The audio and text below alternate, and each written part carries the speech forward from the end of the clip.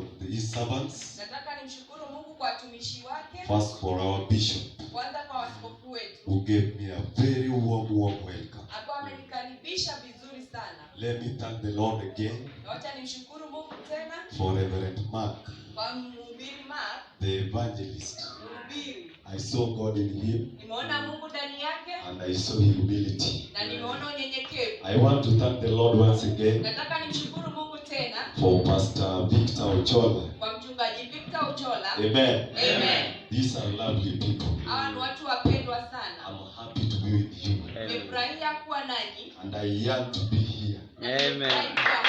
God will bring me one time. Mungu atanileta tena nyakati zingine. Give me a very great amen. Amen. Hallelujah. Hallelujah.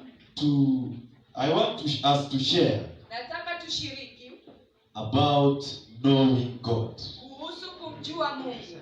My topic for today Ujumbe wangu wa leo is knowledge for exploits.